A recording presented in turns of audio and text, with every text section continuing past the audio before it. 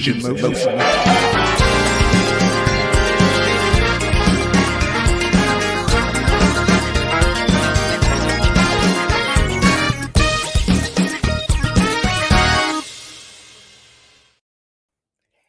what's up, everyone? What's up? What's up? What's up? What's up? Today is Tuesday, y'all. It is Tuesday, January the 16th, 2024. How's everyone doing?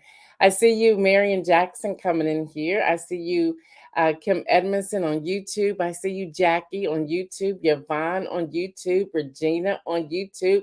Shout out to the YouTubers. I'm loving it. I'm loving it. I'm loving it. I'm loving it. So if you don't mind putting in the chat, something that you did in the form of giving back or reflecting or whatever during this past MLK weekend. I see you, Lori Wallace, coming in here on Facebook as well. So let us know. Let us know something that you just sat around and just reflected or thinking about. Okay. This was the dream of Martin Luther King Jr. And how do I fit into that dream or whatever that looks like? Go ahead and put that in the chat. I see you, Robert Holman, coming in on Facebook as well. I see Deborah Johnson popping in here on Facebook as well.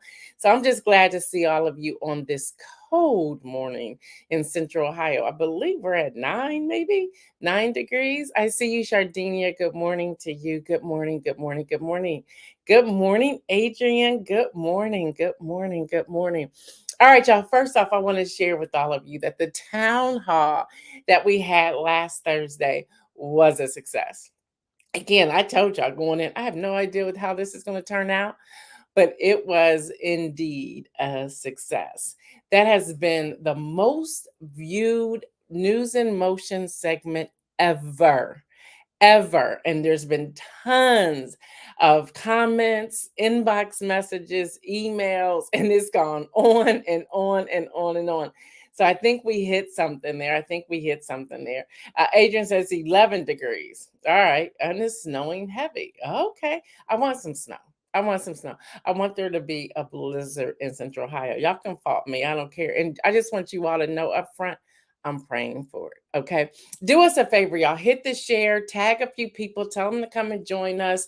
Grab your coffee, tea, mimosa, whatever, and let's get ready to get into some news in motion. Jackie said, I loved the town hall last week. We're going to have it again. We're going to have it every Thursday. But the key is you have to participate. And once it gets quiet, the segment's over. We have someone who's already willing to jump on live with me on Thursday. It's going to be good. It's going to be good. Oh, come on, Kim. Let me have a little bit of snow. Let me have a little bit of fun. All right, y'all. Today is That's Happening Tuesday. So let me touch on a few things, and then we're going to dig deep. We got to talk about last night's caucus because officially, y'all, the general election of 2024 kicked off yesterday at right about 6:30 Central Time yesterday in Iowa. Oh, Yvonne is that. I knew we were connected. Yvonne, she says, I'm with you. The snow and blizzard bringing on. That's what I'm talking about. So, y'all, let's start here. Italy, law on immigration and international protection enters into effect today. On October the 10th, 2023, a decree law number 133, that's what they call them in Italy, concerning immigration and international protection and support for Ministry of Interior security operations entered into effect in Italy. Expulsions from public security reasons decree law number 133 provides that authorities may expel long-term European Union, that's the EU residents, permit holders from the national territory for serious reasons of public order. Y'all, what we're gonna do. What's up? Good morning, Dr. Antoinette. What we're going to do on the News in Motion Facebook page, make sure you're following it, like it, whatever. Even if you don't tune in, I like y'all tuning in over there on YouTube for the morning segment. But if you're on Facebook, that's cool. But we're going to put in the News in Motion Facebook page the different links so that you can read this. Why am I sharing this information? Because believe me, it connects. It connects. Pay attention, y'all. Pay attention. It all connects. So we're going to be doing that. I'm going to insert a email I received on Friday. Good morning, Latrice Jones. Shout out to you, girlfriend. I feel you. I feel you. I want to share this with you all this morning. And this was an email I received on Friday. A person who was letting me know that they're going to unsubscribe from the Friday rundown, which people come and go all the time. I unsubscribe to stuff all the time. Sometimes you're in season 4, so you subscribe, and times when you're not in season 4, you unsubscribe. That's to be expected. And y'all, please, if you have an email, don't take that personally, okay? But the person emailed and they said, hey, I support you, I love you, but I'm over news, can't handle it. I'm a business owner. I briefly read the HJ Resolution 98 as a business owner. I'm overwhelmed. It's too much to deal with. I just don't want to know. Thank you for all your due diligence on the work that you do, but I have to unsubscribe because I just don't want to know. I replied back to the person, no shade to them. We're cool. We're real cool. I replied back to them. I said, I get that it can be overwhelming sometimes, whether it's News in Motion, me, or someone else. You have to understand the importance of following the news. You need to understand what this HJ Resolution 98 is all about, and how it connects with you as a successful business owner. I said, this is information we don't hear about. And then all of a sudden something changes and we want to know why it changed. You want to know about it. Yes, it is overwhelming, y'all. Yes, it is. But do y'all really want me to soften it? Do you really want me not to share it with you? This is the calling and my purpose in this season. And I realize that at the end of the season, there may only be one person following or one person tuning in. But I will be able to say, I have fulfilled the assignment in this season that has been given to me. I know it's overwhelming. I've tried to figure out how to balance it so that we're not coming with you with so much, but I would rather you know than not know. And I understand. I know it can be difficult. I know it can be difficult. So with that, you have to do what's best for you. But I believe it's extremely dangerous, and you all have heard me say this many times, not to listen to or read any type of news.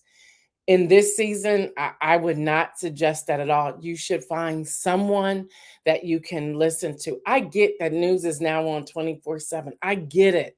But you're getting sound bites. Again, because I'm in that journalist digital news piece, I get all these alerts. It's if you think it's overwhelming, what I'm sharing with you in a short period of time, imagine what I'm hearing 24/7. And I have to silence my alerts so I can calm them down, and then I have them grouped to get certain ones. But if you read half of what I'm reading, you'll be like, just forget it. Look, hands up, white towel in, we're out of here. That would be your attitude. So I'm trying to find a balance. But please find something that you can follow. So in the United Kingdom, minimum wage is to be increased. Again, I'm sharing it because it's important, because other people can connect into this.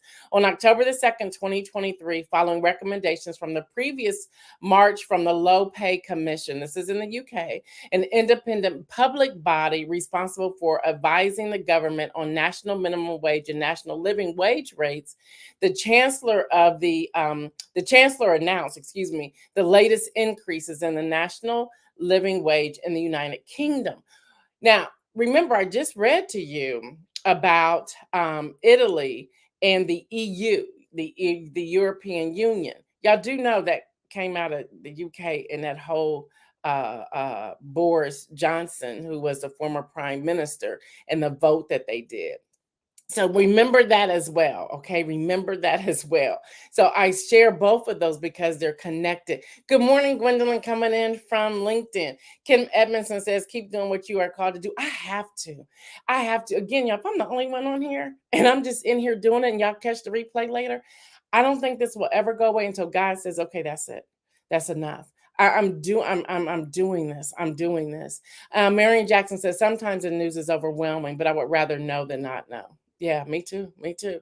All right, y'all. Listen, there are some things we just cannot do. Dr. Antoinette, I'm sure you're getting ready to, if you're driving, just be careful. Listen. Fonnie Willis, I think you're the bomb.com. But there's some things we just cannot do. And then you go and give a speech on Sunday and you open up a can of worms all over the place. Listen, listen. Don't hire your former boo. Don't do it. Not when it's this type of case that's at stake, and all the work that you've done. The focus will be on the fact that you hired your previous great friend boo, however you want to classify him, at a $635,000 project. Come on, you can't do that. There's some things we just can't do. Okay, sister, you know that. They've been looking at you. They've been following your every mark. They've been threatening you and your family. Why would you go hire him? Seriously, why? Why? So, y'all, the Fulton County District Attorney Fonnie Willis has defended her hiring the private attorney Nathan Wade as lead prosecutor in election fraud. Uh, I don't know why you did that. Suggesting that those who have questioned his ability are being unfair and possibly racist. No, no, sweetie, that's not what they're doing. I see you, Judy. That's not what they're doing. No, they've been after you. You came after their guy. They've been after you. Why would you do this? I don't get. And whoever your advisors are, you need to fire them for real. That was just a bad move. And they're not being racist. There may be some racist tendencies to what it is that they're doing, but no, they've been watching you. They've been waiting for you to do something. Okay. So she made her remarks. Okay.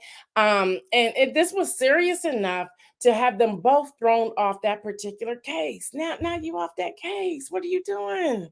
Seriously. Y'all, there's some things we just cannot do. We cannot do. Kim Edmonds is shaking her head like, okay, I just can't do this. Lori says you can always not listen for a few days, but go back and listen when you can handle it, especially when voting is so important. I agree with you. And Yvonne Gardner said bad move. Yeah, that was a bad move. Love her. Bad move. There's some things we just cannot do. All right, y'all. Just before I go into talking about this Iowa caucus, and I'm going to uncover some stuff that I'm not sure you even know about. But y'all, Miss Colorado Madison Marsh, and I'm sharing this because she became the first active duty service member to be crowned Miss America in the pageant of 102-year history. I just thought that was so interesting, and I wanted to share it. All right, let's get to the Iowa caucus. Now, again, the general election season has officially kicked off after last night's caucus. I got to go pick up what Dr. Antoinette says. She says, nope, double standards have always been and always will be there. We can't make it that easy. Girl, you're right. You're right. We cannot make it that easy. And again, she had been the focus and they've been trying to find something. And this is where they landed the moment she hired him into that position. The moment. And she tried to come back and say, well, I hired a white male and a white female. They don't care. They're worried about this Wade person. That's who they're worried about and why you've hired them at that amount, $635,000. All right, y'all. It kicked off, but who was left off? Let's start there. Who was left off in this Iowa caucus? Well, people who work evening shifts, students enrolled in out-of-state colleges, because there's no mail-in ballots of any type, those who are disabled and have difficulty getting out of their homes or their skilled facilities, elderly who were unable to brave the freezing temperatures on yesterday, people and families who need childcare because they don't want children there. And y'all, the numbers last night of the turnout were extremely low. They were extremely low. All right, not only that, and this is where I really want to dive into our conversation here, I was getting the updated alerts continuously. I was listening to the speeches. It kicked off right at 7 p.m. Central Time. In 36 minutes, the Associated Press called it for Donald Trump. 36 minutes. They were still voting.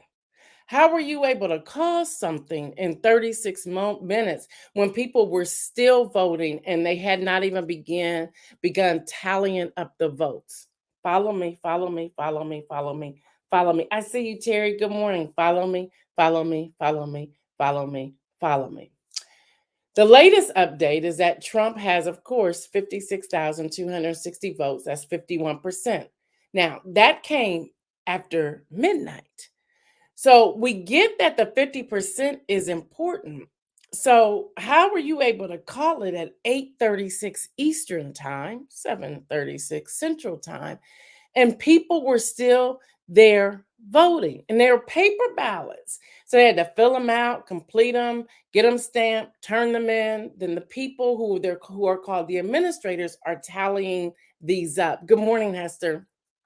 DeSantis has, at the latest update, 23,420, which is 21%. And Nikki Haley has 21,085 votes, and that's 19%. Yeah, girl, interesting. I'm not done. In the GOP, there are 40 delegates that were at stake last night.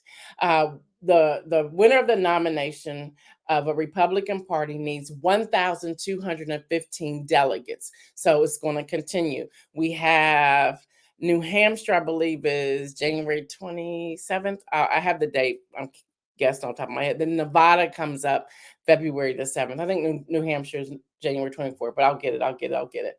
So at this point, Trump now has 20 delegates. DeSantis has 8 delegates because he came in second. And Nikki Haley has 7 delegates. She came in third. And Vivek Ramaswamy has 0 delegates. And he then dropped out last evening. Now, this is the person who won this caucus last evening is the same person in his speech yesterday afternoon said these words, and I'll quote: "Even if you're sick, I know it's cold, get here. Even if you're on your deathbed, get here. Even if you vote and pass away hours later, it's all worth it." That's a direct quote. He said that. And he received 51% of the votes. It's a little scary. That's words of Trump. His speech before the caucus began. Latrice Jones says the former guy said that the people that are invading our country are coming from asylums that are being opened up. He said all kinds of stuff yesterday. What's up, Pastor Dr. Angie Shannon? What's up? Thank you, because you get us the real information. I'm trying to get it. I'm trying. Yes, girl. You know he said it. So okay, so let's keep going. I want y'all to hear this because there's a lot that's happening yesterday that brings me pause. And I'm just gonna be honest with you all. Governor Ron DeSantis, again, he finished second, and Nikki Haley finished third. Y'all, the New Hampshire primary is January 23rd.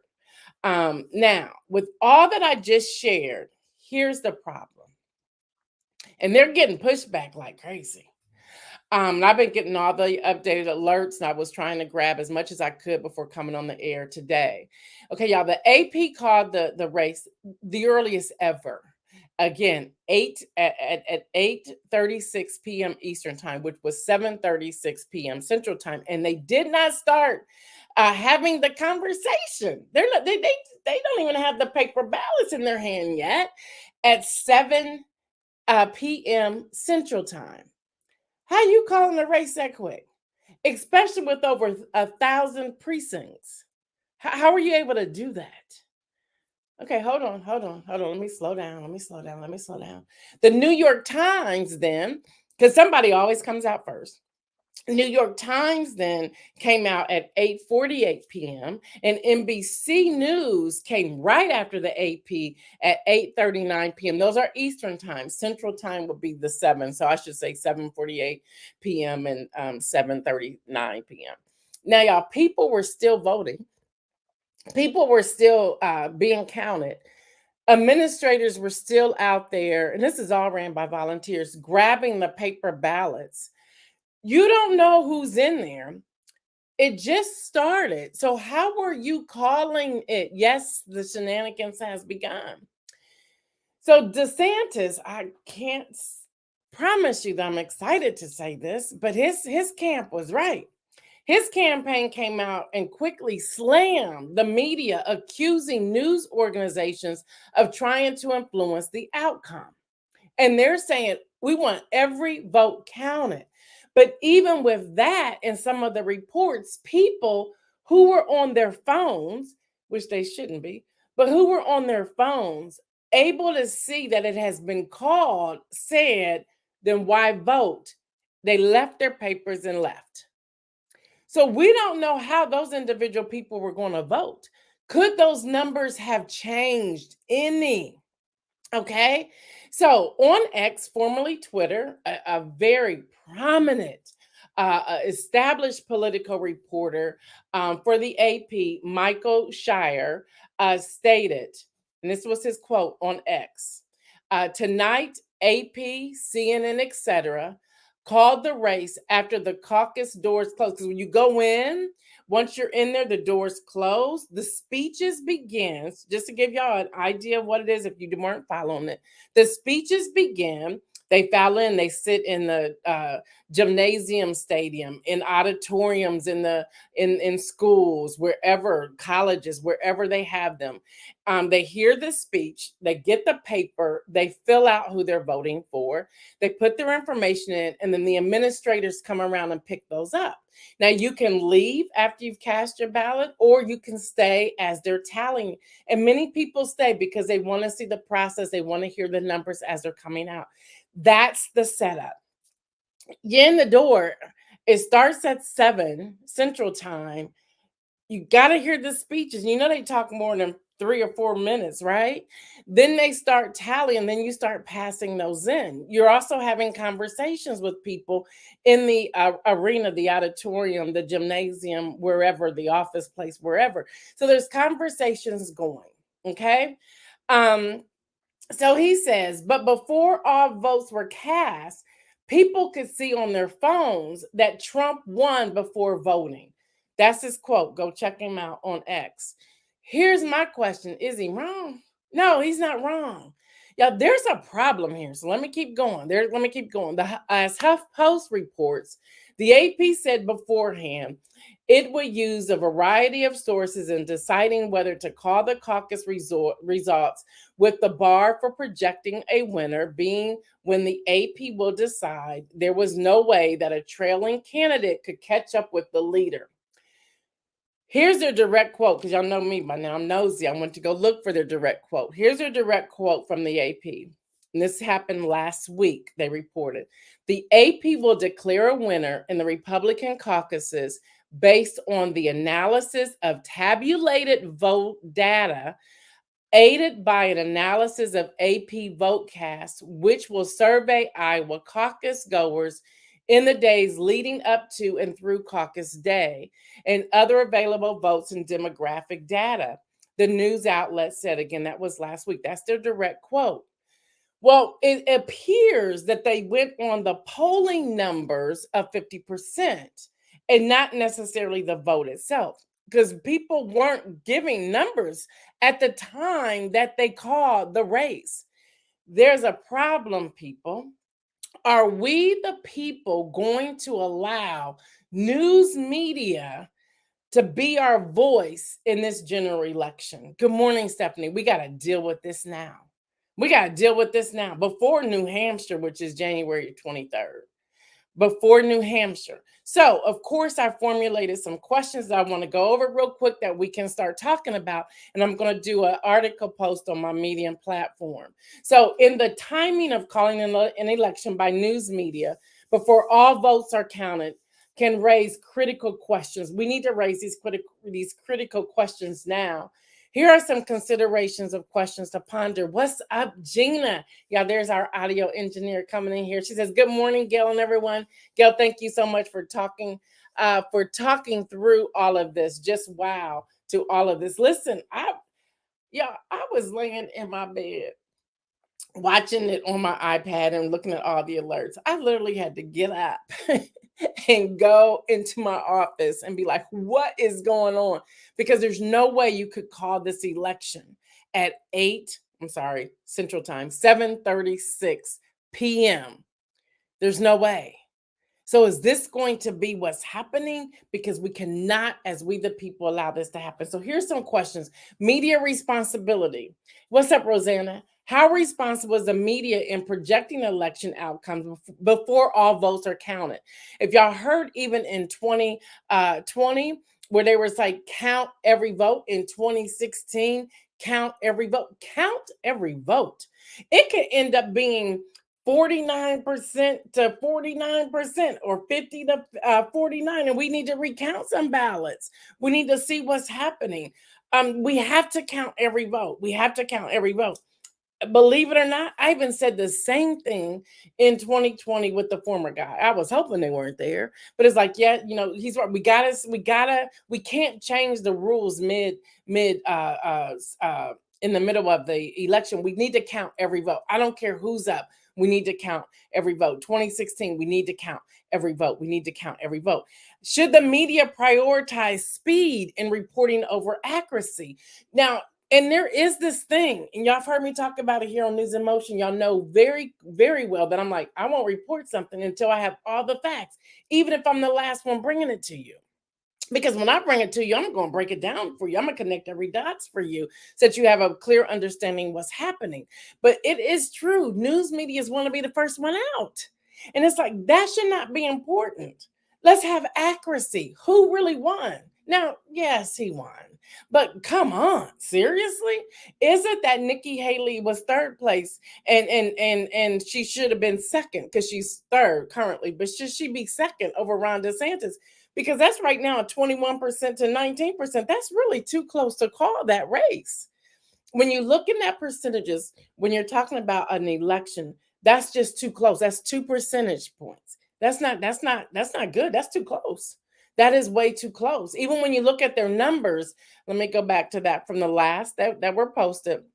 You have 23,420 and 21,085. That is way too close. And it was late in the night and it's cold. Were they counting them correctly? Remember, these are paper ballots. Okay, these are paper ballots. Okay. So here's another question. Talking about influence on voting behavior. How might early election calls impact voter behavior for those who haven't cast their ballot yet? We saw that last night. People like, forget this. They put their paper down and left. They're like, why should I vote? You already called this. You already called it. And the question is, will they come back to vote in the general election, or do they feel as if, hey, it's not necessary? Does it potentially discourage people from voting if they believe the outcome is already decided? Yeah, it will. It will. I intentionally asked some of our millennials, hey, what do you think about this? And they were like, we ain't feeling that. Because if that's the point, why are we voting? So that mindset is already happening right out the gate with the Iowa caucus. January 15th, which by the way was on MLK Day. Come on now, y'all need to fix that. That shouldn't have been on that day anyway. Then accuracy versus urgency. How should the media balance the need for timely information with the accuracy? Let's even talk about polling. Where does the polling come from and why? And does the polling sway people? And I always say it all the time. You ain't asked me, so I wasn't a part of the polling. So how could you even count that? And how did you arrive to this type of information? This is critical thinking, y'all. This is how we need to go. Yes, let's process the work. Yes, I prefer accuracy over speed. Yes, count every vote. Yes, I'm just reading some of you that are in the chat. Trust is destroyed behind actions like this. Yes. Potential for misinformation. Here we go. I was putting these questions together so I can come on here so we can talk about it. And I want you to be processing some of this. What risks are associated with early election calls in terms of spreading misinformation? There's that. How can the media mitigate the potential for misleading the public with premature projections? There's that. Everyone has the former guy winning the GOP nominee. Is that really accurate? Because the number of people who said in Iowa when they were doing interviews over the weekend, they were saying they changed their vote. They changed their vote. They changed their vote. They changed their vote. If they've changed their vote and they're not voting for that person, why would you go by the polling numbers and not by the actual votes that were cast? Help me understand this. And news media, we have to do better. This cannot be okay because you're now taking the place of the voter. Not okay. We, the people, have a voice and we need to be able to use that voice. Historical precedents, because this is what's happening here. There's going to be a precedent that's saying, oh, we can just call it. Come on, seriously, we're gonna close the doors. Super Tuesday is March the 5th, everyone. Super Tuesday is March the 5th. On Super Tuesday, depending upon where you live, I live in Ohio. So we shut down. Is it 7 or 7:30? Kim, Edmondson, Adrian, one of y'all tell me. Because I'm thinking of all these different times, these different time zones, and I'm saying this off script. But whatever time we shut down in Ohio, 7:30, whatever time it is, um, you're gonna tell me by 8 o'clock you're gonna call Ohio? No, because I must be looking at you sideways because I'm thinking about how many precincts are in the state of Ohio. So you cannot just shut them down. You cannot just call it right away, not unless everyone votes early. Okay, and or let's say 90% votes early, and you've already had those tabulated. Maybe then, okay, but if that's not the case, you cannot close the doors at, I think it's 7:30. One of y'all tell me, please. 7:30, and then 8 o'clock. Give me an answer. Not happening. Not happening. I'm going to then be out here talking about what the former guy's been talking about for 3 years now. No, this ain't right. This was rigged. This is a scam. 7:30. Thank you, Yvonne. I thought it was 7:30.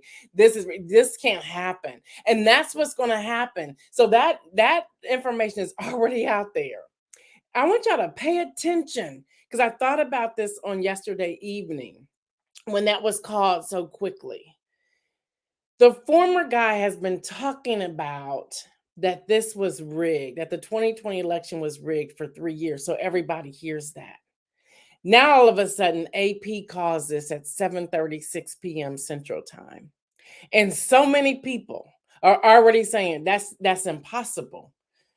They're leaving a doubt. There's a dark cloud. There's a shadow. There's doubt over the voting already.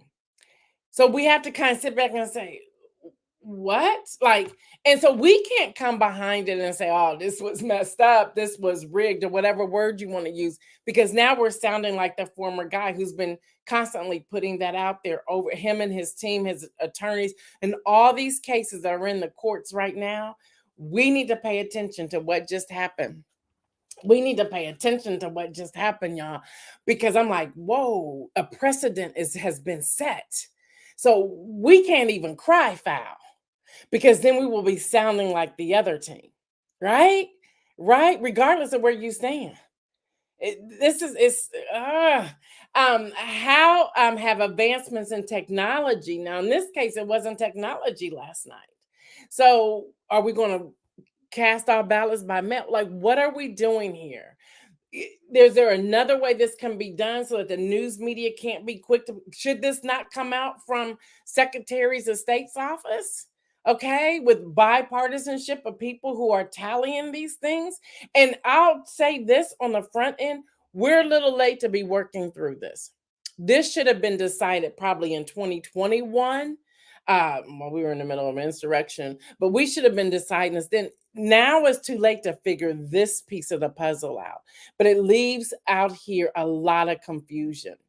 Role of the exit polls. To what extent should media rely on exit polls in making early election calls? Are there improvements or alternative methods that could be employed in gathered election day? Yeah, shady process. There's a lot going on, y'all. There's a lot. Y'all, I missed my calling because I worked this last night, stayed up to get all this to you all. I'm like, and it gives me life. Can y'all tell how excited I am talking about it? Public trust in the media. How does the timing of election calls impact public trust in the media? And I see it. People are the email I read to you. I'm just overwhelmed by all of this. This is a lot to make one overwhelmed, but we still need to know the truth and still need to be able to connect the dots. What steps can be taken to enhance transparency? My thing is show me every vote. Show me something. You got to figure out something to give us trust. People turned away last night when they saw it on their phone. They were like, why am I completing this? You've already called it. My vote doesn't count anyway. It's not going to make a difference. They put the paper down and they walked out of the caucus. We can't have this. Legal and ethical considerations. Are there legal or ethical guidelines that the media should adhere to when projecting election results and outcomes? Should there be regulatory measures in place to ensure responsible reporting during elections?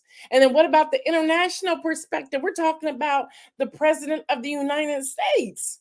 And then public awareness and education. How can the media contribute to public awareness about the ongoing nature of elections and the importance of every vote?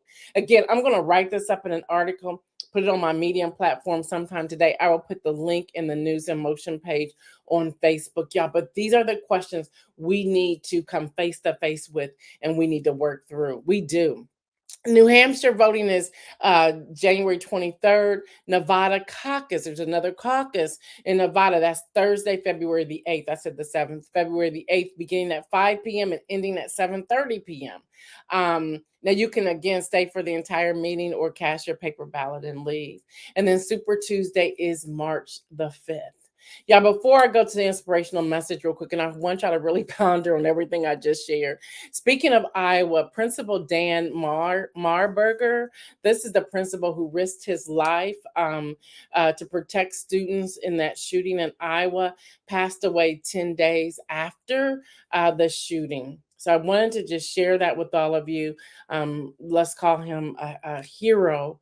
It was he and 3 other staff members and 4 students who were injured, but he has since passed away. So let's pray for him and his family. Tomorrow, this is something else we need to pay very close attention to. You may hear some of this on the news today, but we're going to break it down here on News in Motion on tomorrow during our Wednesday workshop, Wednesday Wisdom. So Wednesday workshop and wisdom tomorrow. We're going to walk through Senate Bill 1780 out of Florida. And we're going to connect all the bills that are connected to in Florida to Senate Bill 1780. This is this whole thing. I'm going to give you the short side of it right now. There's a bill that they put on the floor on Friday in Florida in their legislative assembly to say if somebody, public figure, journalist, celebrities, they're even talking about celebrities, y'all, or people of influence who cause somebody in their legislation or somebody in a prominent role, or anybody walking down the street racist. I'm giving y'all the short version, that person can sue them. Yeah. So I'm using this tomorrow because if it's there, it's coming to a neighborhood near you. If they pass it there, y'all can believe it's setting a precedent to come to a neighborhood near you. So I'm going to be going over 3 bills, all connected to Senate Bill 1780 in Florida, and how other states are already talking about if that passes there, we're going to adopt it in our city. So we got to pay attention to what's happening. So our inspirational message today is having mustard seed faith. Mustard seed faith. Still, I'm reading Draw the Circle, the 40-day prayer challenge by Matt Batterson. And I've been reading that prayer challenge, short devotions. Y'all should really read this. If y'all looking for something from Lent to Easter, read it. 40 days. Y'all, a mustard seed is extremely tiny. It's extremely tiny. And I went to go get some so I could give the story. They're so tiny that they don't even look like much. It looks like maybe a little small ant or something that you can just kick off or push aside or whatever. And Draw the Circle, here's his quote. He says, faith is a lot like that. It doesn't look like much, but we never know what it can become. I was like, oh, that's good. And he says that praying is planting seeds. So as I was working through this, I have 4 things I want to share with you real quick when we're out of here. Number 1, keep sowing. When you're planting, you're sowing. So when you're planting on good soil, when you're planting good thoughts, when you're planting good dreams. What's up, Valerie? When you're planting, just keep sowing. Just keep sowing. Keep sowing. Keep planting. Even as you're sowing, that it doesn't end there. You have to keep planting. You have to keep putting down things down in the soil. You have to keep keep going. When you're putting seeds into soil, they pretty much disappear. You may even forget where they are. The grass may come out on top of it. The soil may change. All types of things can happen there because you planted a seed. Now, you also have to care for it. You have to care for it in a place that you're watering it, you're checking on it. Sometimes you're even talking to it, all types of things. That plant back there, if y'all can see that plant, not the fake one over there, but the plant underneath the News in Motion sign, that all died. And I love that plant. And I'm like, you can't die on me. I reached out to some friends. They were helping me bring it back to life. So I had repotted it, and it was tall at one point. I had repotted it, and now it's starting to grow again. I check on that thing. I spray that thing, and I'm not even a planter, okay? I'm not even into them, but there was something about that plant that kept drawing me to it. So when I was putting this faith piece together, I kept thinking about that plant. I've learned not to give it too much water because it can't handle too much water. Learn your dream, okay? Learn how much you share and how much you keep close to your vest, because some things that you share can get out of whack. It can go too far. So you got to bring some of that back in. I know I'm talking to somebody today.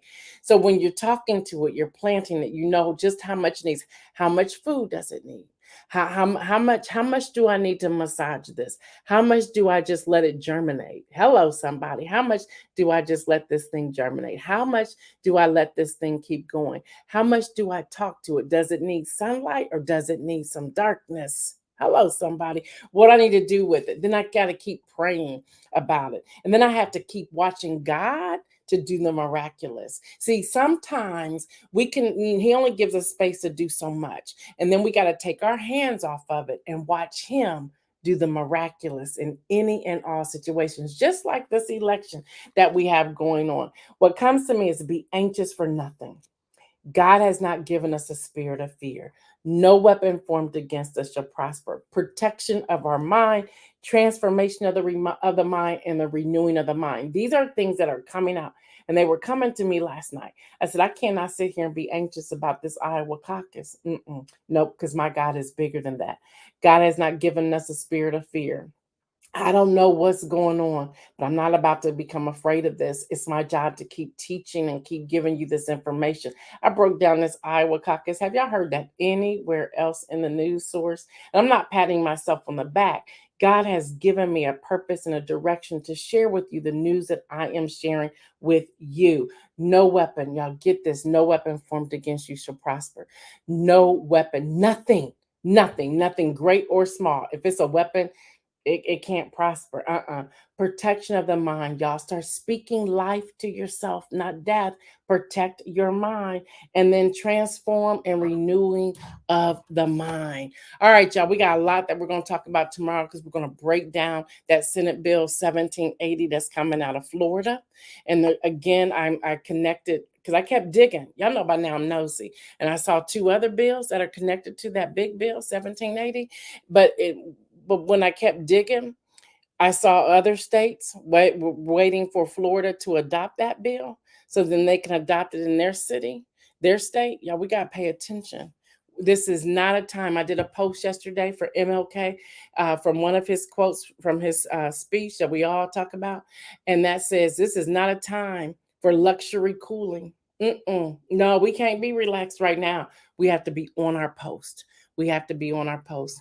All right, y'all. That's all I have for today. This has been News in Motion. I am your host, Gail Dudley. You know what I say, everyone. Stay well and remember to make some bold moves. We're out.